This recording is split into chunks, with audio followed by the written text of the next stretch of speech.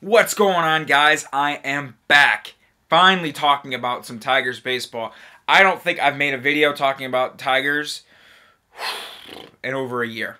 It's been a long time, and I haven't consistently done it in 3 years, 2 years since I last made some videos. But you know something? I just felt like doing this, and I felt like just talking about some baseball. I'll tell you guys a quick funny story. So I work for Jaguar Land Rover now. I'm a tech, and that's where my career path is taking me to. So I'm driving this guy home, and I'm sitting there, I'm just talking his ear off about car bullshit, you know, just talking about shit. And I'm like, oh, wow, you know something? The FSD's main headquarters is here.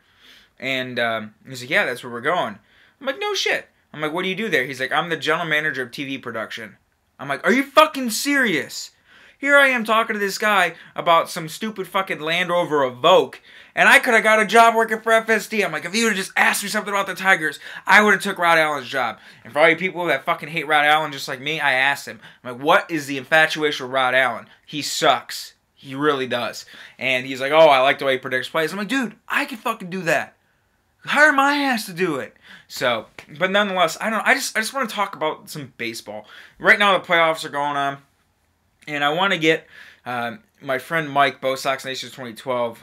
YouTube used to have this great fucking thing where you could just stream together off of Google Hangouts, and it was perfect. It was no problem whatsoever. But now YouTube's like, oh, it was too fucking convenient. So now you got to have all this encoding software. It's like, it's just a pain in the ass. It's not easy to do anymore. So I need to figure out how to do it because I want to come on here and do Baseball Banter and preview the World Series for sure. I was going to do a baseball banter on the LCSs, but, you know, it's already going on. To quick hit on that, Verlander's pitching right now, and he's got a 1-0 lead, and he's pitching fantastic, and we're going to touch on him too. So let's just talk about the season and my thoughts going forward. So this overall season was a clusterfuck. Me as a baseball fan, it was actually one of the cooler seasons I've ever had, even though the team, you know, lost as many games as they did. This year, I went to Globe Life. I didn't get to see a game there, but I went there on business at my old job before I had quit. And the Rangers were having a job fair. And I actually went inside the stadium, pretending to be a part of the job fair, and took some pictures. So it was pretty cool. So I went to Globe Life. My girlfriend and I went out to Niagara Falls. And my favorite part was going to Toronto. I went to Rogers Center before. There was about a week before baseball season. I went to Progressive Field this year where Verlander got fucking shelled when I went and saw him out there. I went to Progressive, then I went to U.S. Cellular. And White Sox fans, I don't know how any of you guys can talk about your stadium. The South Side of Chicago is fucking a piece of shit. It's a dump. And then U.S. Cellular Field is an absolute shithole. You can't even figure out where to get in the fucking stadium at because there's like 3 entrances. The stadium is like 2 different stadiums. You have one entrance for upper level and you have one entrance for lower level. You can't scan your tickets in a PDF form. It was just a nightmare. It was a piece of junk. So I went there. It was a game where Lucas Giolito, I wanted to see him pitch. I think Matt Boyd pitched. And Giolito was an absolute stud. He went like 7 innings. And that was the game where I forget who hit it. It was Jose Iglesias. Almost hit a near grand slam, and it just went foul. They originally called it a grand slam, but it went foul, and the Tigers ended up losing anyways. It was fucking dog shit. And then we went back the weekend after, and I went to a Cubs-Braves game. I went to Wrigley Field. So I went to a lot of baseball stadiums this year. I went to 17 games. I went to 10 in the first month and a half. But then I started getting very angry at Al Avila and the way the franchise direction was going. I thought Avila was going to stay to his guns and not trade off anyone because they were like, oh, we want to win, we want to win. It's like, look, you got J.D. Martinez, you got Justin Verlander, you got Justin Upton, you got guys that have some value, especially like, you know, Justin Wilson and J.D. Martinez and stuff like that. You need to fucking sell them off. Your team is a piece of shit. You're not going to win with them. You're 8 games under 500 with them. What is the point? You're 7 out of the second wild card spot. The Angels are better than you. Minnesota is better than you. Kansas City is better than you. You know, the White Sox, who are dog shit, they're better than you, and at least they have some talent coming up. So overall, looking at this season, you know, I went to a lot of games. I went to some awesome stadiums, but this was a hard season to watch. And I was really happy when it was over. I didn't even watch the last game in Minnesota, but 2 pitches.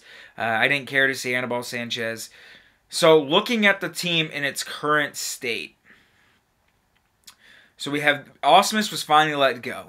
And this was probably one of the best moves that Al Avila has made as general manager. Brad Ausmus was just not a game manager. You know, he always had the hardest. I was going back watching my old videos. He never had it. You know, his ability to pull his pitchers in certain situations, his way he would lean on certain guys that just wouldn't get the job done in time after time. Now this year, you know, he didn't have a choice. There was so many games where, you know, they look at their team that they had. You know, you could tell me some of these guys that pitched in September, and if you showed me them on the streets, I couldn't tell you who they were face to face because they went through so many single guys. Like, you know, I think guys named Alcantara, I had no idea who this was, and then fucking Chad Bell's up here. I had no idea who he was till he came up here. I mean, all these people in and out of the rotation. You know, Daniel Norris finally came back. Matt Boyd was a roller coaster. Anibal Sanchez almost got fucking DFA'd, and then all of a sudden this motherfucker comes back up, has 3 starts where he pitches a gem. And then he's got a fucking 70 ERA by the time year's end. And then Buck Farmer was on the rotation. And, you know, JV or Michael Fulmer was hurt. And now you don't know how he's going to be because now he's having arm problems now. And who knows? He had arm problems before when he was in the Mets farm system. And then they deal JV. And, you know, the Tigers are giving me a call asking me if I can throw fucking strikes because no one else on the team can. And they're getting their asses raped. You know, Matt Boyd throws a near fucking no-hitter. Matt Boyd, I will say, he's a guy who I really like going forward. He just needs to put it all together because the pieces are there for him as a pitcher. You know, he's not a guy that's going to rely on velocity. He's got a softer fastball. He's going to sit 88 to 92. He's got a decent changeup and he's got an okay curveball. He's got the things there and he's proven it. He can get lineups out 2 times over, but it's that 3rd time he struggles with. He just can't get a lineup out more than 3 times. You know, he had that near no-hitter when Nick Cassianos was in right field, and people say he was going to catch up. He wasn't going to catch that ball. Fucking shove it up your ass. Even Nick Cassianos isn't that great of a right field. He wasn't catching that ball. But he shows ability that he can get lineups out, but his stuff doesn't always play the 3rd time through. But at the same time, you know, you can't have a guy that can only get a lineup out twice. You need a guy that's going to go 6. Like, I can remember when Verlander had that, like, unbelievable start for, like, a 3-year period where he didn't go less than 6 innings. You know, you need that. You're not... Boyd's like a 3 or a 4. I understand that. But, you know, he needs to give you at least 5. And there's going to be some days where, you know, if he's already going through the lineup the 4th time because he's already given up 3, you know... You need this guy to be able to give you some innings. And he has the stuff there, and he knows how to pitch with what he has, but he's just very inconsistent. I like it. But I like him, though. I like what he has, and he's shown you that he is capable, but not on a consistent basis. And that's the same thing with Daniel Norris moving forward. You know, he's a guy that he has good stuff. He throws hard for a lefty, and he has good stuff, but his command just eludes him time after time, and there's counts that he gets ahead in that all of a sudden he loses his arm slot. And then, you know, he's up and away consistently, and then he can't get out left-handers when he needs to get out left-handers because that's, you know, where he's going to make his money, him being a left-handed pitcher. You know, then his curveball goes, and sometimes his changeup isn't that good, and, you know, he loses his mechanics, he loses his arm slot, which causes all his other pitches to be inconsistent, because then he's down 2-0, 2-1, and then he starts getting unpredictable fastball counts, and then he can't trust his other stuff, and he's laying cookies in there, and he's getting killed. But he has the stuff. I've been at games where he struck out 10 hitters. You know, I like him going forward. And then we got that kid from the Astros who's not even 20 yet. That's supposed to be, you know, like a top 30 prospect who I'm excited about. And you got that Lugo kid that we got from the Diamondbacks. So, that I'm excited about. So there's some guys in this farm system that are coming up. You know, like Christian Stewart, I'm excited about. I guess Derek Hill has completely fallen off the radar. I guess he is just, you know, when they drafted him, they thought of him as... I heard Comps as the next Toria Hunter, but I guess that's not, you know, that's not gonna come to fruition. But I mean, the Tigers, they really bulked up on infield prospects, and here's what I think is gonna happen. So let's go to like an off-season overview of what I think is gonna go down. I guess there's rumors of them trading James McCann. They think that he has some kind of value and that they're going to be able to get some for him. McCann has a couple of years left on his deal, and I know he's arbitration eligible. So, but he's still not going to cost you that much. But I mean, if a team is looking for a guy, I don't think McCann anywhere else but the Tigers is a starting catcher. I think he's more of a guy that you want to put in there about 3 times a week. You get him in there against every lefty that you can because he hits lefties pretty well at a nice clip. He struggles with righties. But this year from a power-wise, he started out really well. I mean, he had, I think, 7 or 8 home runs the first month, and then, he got hurt and he dipped off. But towards the end of the season, McCann really showed ability to watch his strikeouts and get some contact, so who knows what that plays for. But do they get rid of him? I don't know. You let Brian Holiday be your catcher for 162 games? Who knows? So I'm just not sure what they do. Then you look at first base, you're gonna have Miguel Cabrera for the next 5 years still. He's gonna be there, and Cabrera had a god awful year. Watching him since his career first started to watching him now, I mean, I have never saw Cabrera take so many awkward swings. He couldn't hit velocity this year. He just in his swings on breaking balls, I have never seen him chase so much low and away and pitches in the dirt and just good velocity up. This was a guy I can remember listening to and like MLB Network Radio in like 11 and 12, where they were like, oh, how do you get Miguel Cabrera out? He was taking Chris Sale when Chris Sale first started to emerge as a legitimate starter. First pitch, try to jam him up and in, and he takes the ball the opposite way for a home run, and it was a line drive piss seat. I mean, this was a guy, I used to read Fangraphs on the daily. I don't have time for that anymore, but I used to read it on the daily, and they're talking about the most inner pitchers hitting for home runs. I mean, he was like the number one, for a couple years in a row, had like the most inside fastball pitches hit for home runs. And I mean, you looked at his hit charts, his hot cold zones, like there was like just nowhere. But this year, if it was velocity up and in or just up, he couldn't catch up to it, and his plate discipline wasn't there. I think that not only has his bat speed declined, and I think that back injury really hurt him, and I think that's kind of a direct correlation with one another of why the deteriorating bat speed, and that's why he had such a bad year. I mean, if your back is hurting and you're trying to hit a guy that's throwing the upper 90s, it's not that easy, and you don't have the same kind of strength in your core if your back is hurting. So your bat speed isn't going to be the same, and your swing isn't going to be as good because your back is hurting and you're trying not to tweak it and hurt more. And they said it's an issue, it's a potential issue that could affect him the rest of his career. So who knows? I mean, I have no doubt in my mind. I mean, look at Victor Martinez. I think Cabrera is 34. Look at Victor Martinez when he had his all-time career year. I think he was 36 when he had that 30 home run near MVP season when Mike Trout beat him out. So there's no doubt in my mind Cabrera still has a couple of 30 home run seasons left in him. But at the same time, if this back injury is he's going to be a shell of himself, and it's going to be like watching Albert Pujols in Anaheim, and it's going to be sad because this was a guy, I can remember listening to Rod Allen saying this is something special. You need to appreciate the now and appreciate the greatness you're seeing, because from the time he came up till about 2015, you weren't going to see a better hitter. It's just been the last 2 years where there's been inconsistencies, even though last year he didn't have a bad run either. He had some power, but I really think, between his back and his ankle injuries that he's had, the dude's getting dinged up. And I think the biggest thing that really progressed him hurting himself was when he played third for those couple of years when Prince Fielder was here. Because even when he was playing first, predominantly playing first, when Leland moved him back over after that brief stint of third, Cabrera always stayed pretty healthy. But those 2 years, a big man like that playing on that corner spot, I think that really hurt him. Hurt his career a little bit. Then we look at second base. Kinsler, I think, is going to get moved. He has a cheap team buyout, and they got all these infield prospects. I think, Kinsler's getting up there in age. I think Kinsler said he wants to stay. He doesn't mind playing for a rebuilding team. I think Kinsler just really likes it in Detroit. He has comfortability.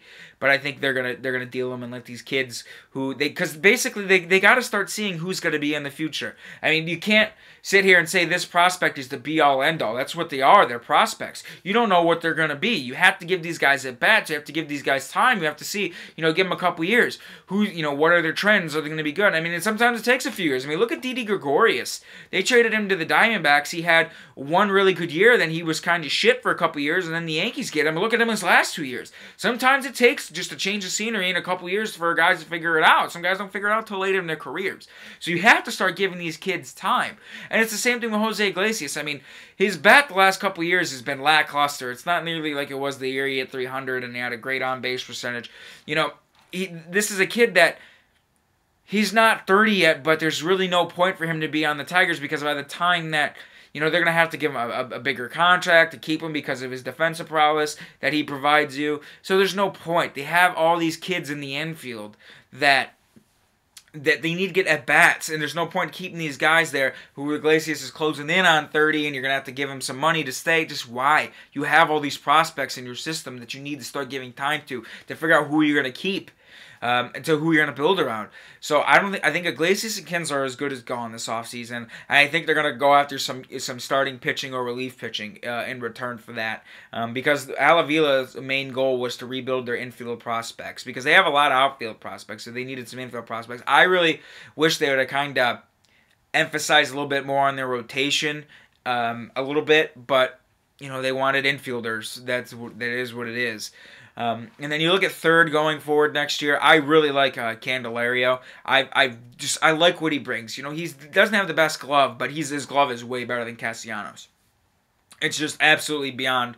He has about the day. I think he and Castellanos never had a bad arm. I think Castellanos always had a good arm, even though he was erratic. That was where a lot of his throws were. He had a lot of throwing errors. But I really like Candelario's arm, and I think his range is quite a bit better than Castellanos, because Candelario in the minors always played out to about an average to slightly below average. You know, I got into so many fights with people this year when they were talking about where do you put Castellanos. There's this the Facebook page on called the Majors Detroit. They think they're so fucking smart. You know, they're the God's people. They're like, oh, putting Castellanos. Preface this. As soon as they got Candelario, I'm like, Castellanos is going to right field. Because they're trading J.D. Martinez, and Castellanos is going to right field. They need a right fielder. And sure as shit, Castellanos gets talked about getting moved to right field by 2 weeks after, because they need to bring Candelario up. He needs some in-bats. And look what he did the first full month in the big leagues. The kid has a really good bat. You know, I don't think power-wise he's going to be anything super special. I think he might be a 15 to 20 home run guy. But I think contact-wise, I mean, he showed ability to get on base. He showed ability that he can walk. He is a little bit of a free swinger now, but he's young. But wait till he gets some reps and at-bats in him. I think he's going to be okay. But then they move Castellanos right field. Like, oh, that is literally the worst thing that the Tigers could do, put Castellanos in right field. You need to DH him. What are you going to do with fucking Victor Martinez? He's still owed almost like $20 million this year. What are you going to do? Just go down to Comerica Park or the Little Caesars Arena now? That's where the Illiches are going to be the next few months. And fucking just keep throwing hundreds down the toilet and flushing the shit? Like, I get it. Castellanos should be a DH. Because he's not good defensively anywhere, let's face it. But you can't fucking do it. So for the here and the now, and who's on your team, motherfucker, he needs to be in right field. Because he's literally the worst defensive third baseman. Any defensive metric that talks about runs saved, range ability, anything, errors, Castellanos is like the worst or close to the worst in the big leagues. He's fucking terrible at third. So you're telling me putting him in right field is going to be somehow catastrophically even worse? Yeah, I'm sorry, Dickwad. It isn't the worst thing they could do. It's probably the best thing they could do, get him away from the hot corner. Because you need someone that could field, and he fucking can't field worth a shit. But I like Cassian. I like Candelario going forward. Then we move to the outfield. You know, this year it was a merry-go-round. I mean, Mikey Mota, Alex Presley, J.D. Martinez, Justin Upton, Jacoby Jones. I mean, they had a fucking rotation out there. You didn't know who was going to be where. Andrew fucking Romine played center, for Christ's sakes. So, the sad part about it is Mikey Mota was probably your most consistent player from that remained on the team that wasn't traded. Your best players were J.D. and J-Up. They were your best two hitters this year. But your most consistent player from game 1 to 162 was Mikey Mota. He was pretty much your only really good player that you had. He had like a pretty good year for him power-wise. I think he had a decent year, and he played a very good center, and he was a pesky hitter at the plate. So, you know, going forward, that's just going to show you how bad the Tigers were. Mikey fucking Mota from game 1 to 162 was probably your best overall fucking player. Fucking nuts. So going forward in the outfield next year, you know, there's going to be some spots up for grabs. You know, Jacoby Jones, does he have it? Who knows? This is a guy where he's a really good defensive outfielder. He's got a really good arm. You know, he covers some ground. He's fast, but you know, and he's got some pop at the plate. But the guy swings like fucking Delman Young. He just has no plate discipline. I mean, when he hits the ball, he can hit it a mile, but he can't hit the fucking ball. He chases so much, and I mean, he hit in a decent amount of plate appearances. I think only like 160 or 170 something. He cannot lay off the breaking ball. Then he looks confused at the plate where when he gets pitches that he can hit, he doesn't hit because he doesn't know what's going on at the plate, and he's just confused and he looks lost, looks like a deer in the headlights. Who knows? But I mean, if you don't know, I think the Tigers have no choice but to leave him on the 40-man next year and give him some reps, because you got to see what you have. You got to see, is he coming with us, or we got to start giving some of our guys in the minor league system another shot. And I think next year, some of these kids that have been knocking at the door the last couple of years that have had no spots because of J-Up and JD are going to get some chances next year. So who knows? We'll see going forward. So the outfield, I think, is really up for grabs. If Victor Martinez retires, which they don't know. They said it's up in the air. He doesn't know what he wants to do. I mean, he only has 1 year left on his contract. He's getting old. I think he's going to money grab, and I think he's going to come back next year, and I think he's going to have a horrible year because he doesn't have bat speed. His legs are shot. He doesn't have knees anymore. I could beat him, and I'm fat as fuck again. I could beat him in a 40-yard dash, no problem. He's just old. He just doesn't have it anymore. But I think he's going to come back and collect that $18 million that he's owed, personally. If he did retire, that would be outstanding, because then you could DH Cabrera and Cassianos most of the time. So that would be ideal, but I don't think it's going to happen. So next year in the outfield, I think it's going to be a merry-go-round. I think day one, you're going to have Presley, Matuk, and Cassianos in right, unless Victor Martinez is retired. Then it'll be Presley, Matuk, or Presley, Jones, and Matuk, I think is how it's going to go. So the one thing I do like about our outfield, though, is we do have a lot of speed, and we do have some guys that can cover some ground. Mikey Matuk is a guy that plays with his hair on fire. Alex Presley can cover some ground as well, and I like Jacoby Jones as well. And then moving forward with the bullpen, I think that's another area where you're going to have to wing it. I think Shane Green's your closer going forward. That's for sure. Alex Wilson needs to figure it out. Who the fuck is Joe Jimenez? This is a kid 2 years ago where he was lighting up the world, and now, you know, he hasn't been really able to even stick it out in the big leagues. I can't wait for Bruce Rendon to be done.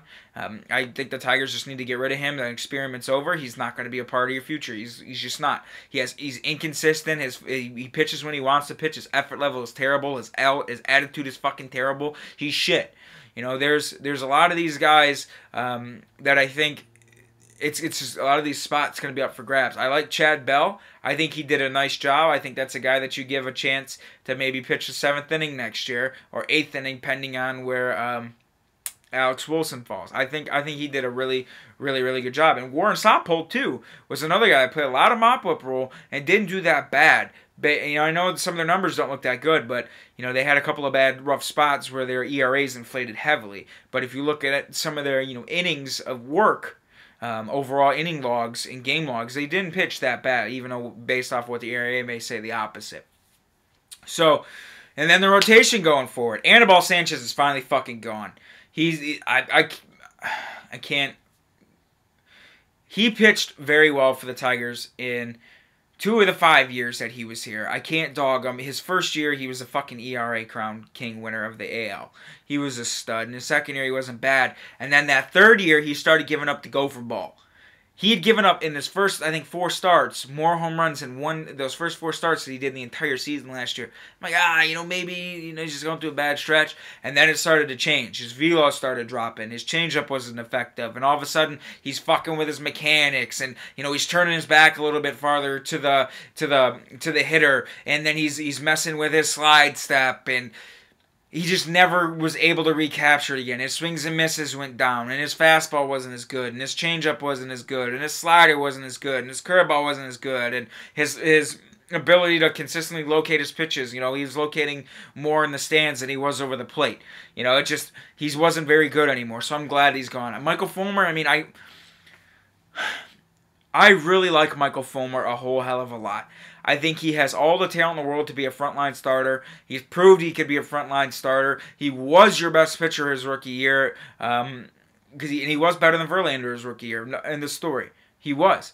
But you have to wonder, what's his arm going to be like? Can it hold up? Can he be a guy like Justin Verlander who could pitch 200 to 250 innings a year? And Verlander did. Look how many innings and how many years Verlander's led the AL in innings. And this motherfucker's out there pitching for Houston at 30-some fucking years old, still throwing 97. You know, he was just a model of consistency. I mean, he really only had one true DL stint. And that, I forget what year it was. I think it was 14. Yeah, no, it was 15 because he came back against the Orioles and I was at his first start back and he got shelled. So who knows? Can he be that guy? I think best case scenario for the Tigers, because next year will be Fulmer's 3rd year. Fulmer goes out and has a fucking top 5, top 7 Cy Young finish. Ends up winning some games on a Tiger team that's inevitably going to lose 100 games. And then you deal him in his 3rd year. Because by the time the Tigers are good, Fulmer's going to be knocking on the doorstep of 30. And you don't want to give this guy a super long-term extension. You don't know what his arm's going to do. What I would do is I'd hope he comes out, pitches the world, lights out, pitches the best in the world. And then you deal him when he has a couple years left on his rookie contract and just get more players for him. Because really at this point, there's no point of keeping these guys that only have a few years left on their deal that you're going to have to pay.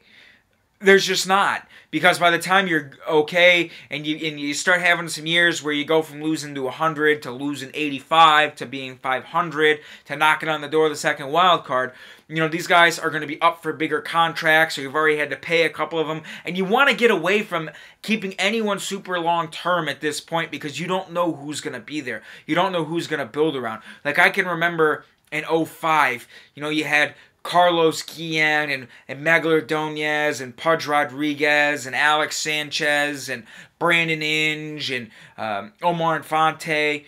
You know, and you had Grandy was coming up, and Verlander was knocking on the door, coming on there, and then you picked up, you know, Kenny Rogers in 06, and Bondo, and you had Maroth, Nate Robertson, Fernando Rodney, Joe Zamaia. You know, Joe Zamaia came up in 06. You know, you had these guys, you know, that you had started picking up over the last few years, and you knew you had these guys like Grandy and Verlander and Joel Zamaia that was going to come up, and you had a good guys you could start building around. You know, I think the Tigers are like 3 years away from knowing, okay, well, you know, we got, you know, Lugo, and we got Stewart, and we got Gerber, and we got, you know, these Candelario, and, you know, we got these kids that we know that are going to be here for another 4 years. You know, kind of like what the Royals did.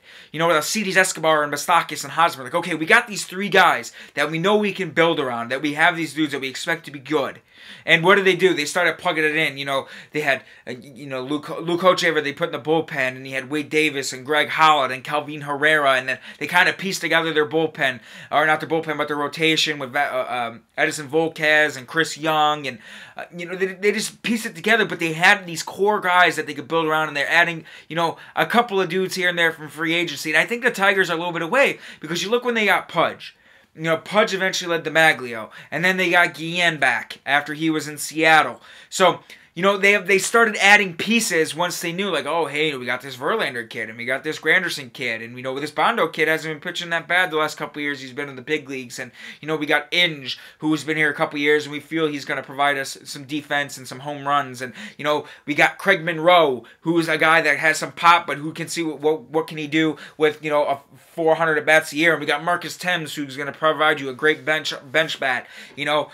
And then that's what they did. They started adding pieces around it. And I think the Tigers are like 3 years away from the point of when they're going to start adding these guys to build around this core. And that's the biggest thing why I say if Michael Fulmer pitches well, you deal him and get some more players, because you don't want to add these guys, you know, sign up 7, 8, you know, 6, 7 years right now, because you don't know who are you going to build around, and why waste money and a lot of hate funds for a guy that you don't know. You know, say you sign him all these years that you don't know where you're going to be in that time frame, because you don't even know who you're going to build around yet. You don't know how your prospects are going to be. You don't know how your team's going to look in 3 years. So I think that's the biggest reason why I'm like, just trade. don't sign these guys to super huge long-term deals because you need to figure out who's gonna be there. Worry about signing dudes to longer-term deals when you go, okay, this is my Hosmer, Moustakas, and Escobar.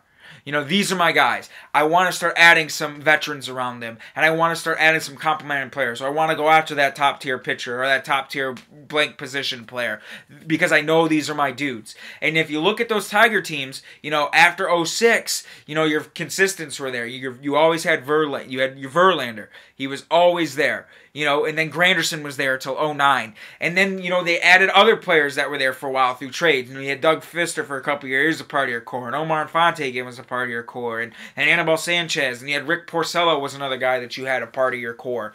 And then you had Alex Avila. He was another guy that was always a part of your core. And then, Victor Martinez was a guy that was a part of your core. They started adding these complementary players. They overdid it a little bit, though, because they started adding too many top-tier free agents because they were getting ring hungry, and they knew what they had, and they knew what kind of window they had to win that ring. So now they're in the position they're in now, where you had to fucking unload everyone and their brother, and you don't know who the fuck is going to be on your team, and you fucked your draft picks up so bad because you had so many Type A comp picks that you had to give up because you're getting fucking Justin Upton.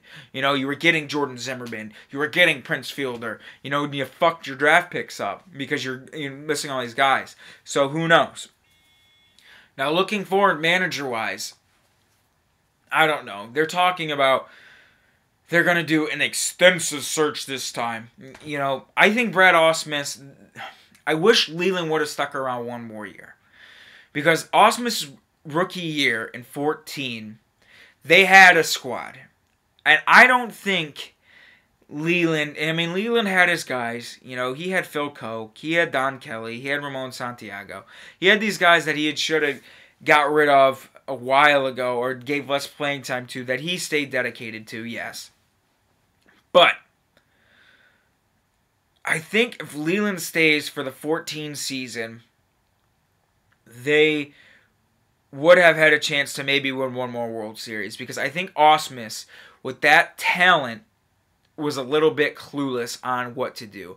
I think he was in over his head. He had all these big high payroll players. He had all these personalities on these teams. And I just don't think he knew what he was doing.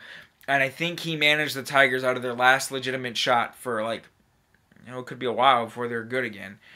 Out of their last legitimate shot. I think if Leland sticks around in 14, they had a great chance to win the World Series. And I think they would have finished better than they did. Because you look at that 14 team, you had Verlander, you had Scherzer, you had David Price, Rick Porcello, Anibal Sanchez, Torrey Hunter, Victor Martinez, Miguel Cabrera, JD Martinez came out of nowhere and had a fucking spectacular postseason. Nick Castellanos had a decent postseason that year against the Orioles. He had a couple of big home runs. You look at that team, and they did have bullpen issues. That was their biggest thing, but I don't think Leland would have stuck Jabba in 3 straight games the way Ausmus did. And like that one game where Delman Young comes up, and they know this guy's a dead red fastball fucking hitter, and what does he do? Gives a fastball to Delman Young that he shoots in the left field corner, and they lose the fucking game. And they had leads in these games. I think Leland manages those games differently, and I think the Tigers have had...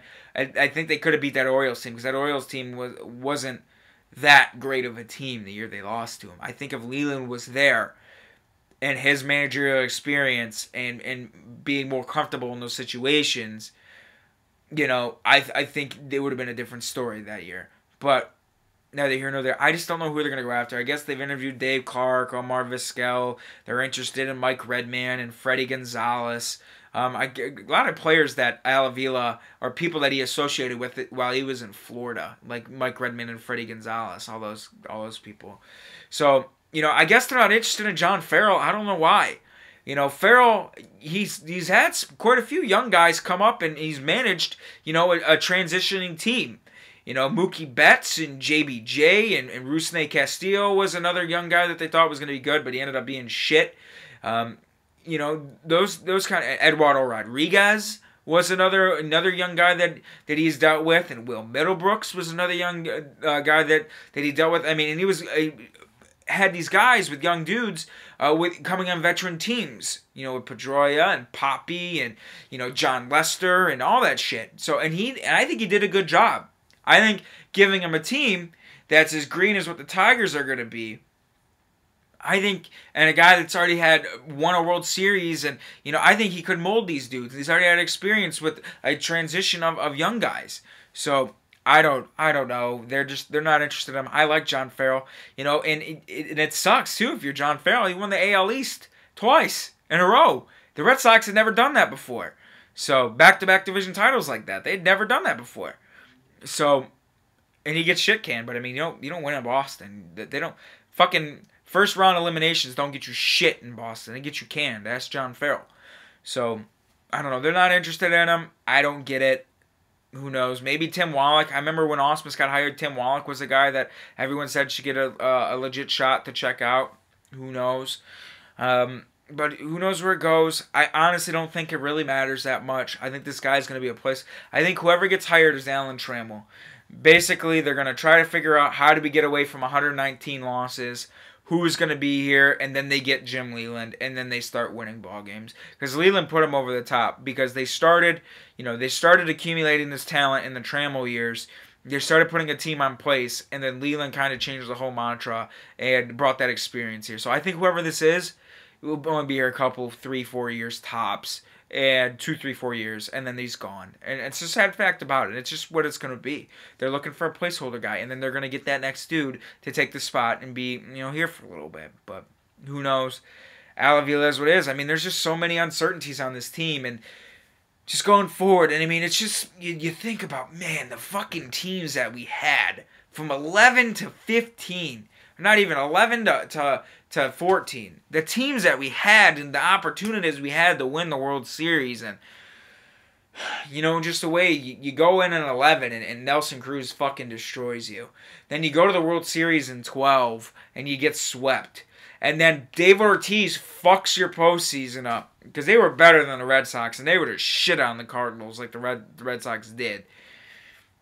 And they would have won the World Series that year. There's no doubt in my fucking mind if the Tigers make it to the World Series of 13, they win it all.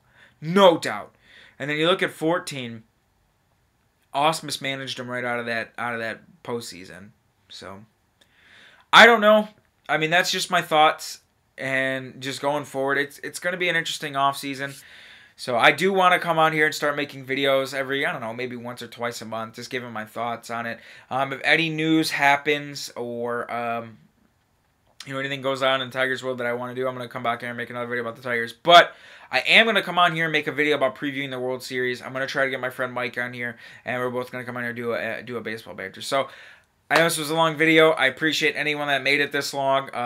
I don't care how many views it gets. I just wanted to come back on here and talk about some baseball. Have a good one, guys, and I'll see you soon.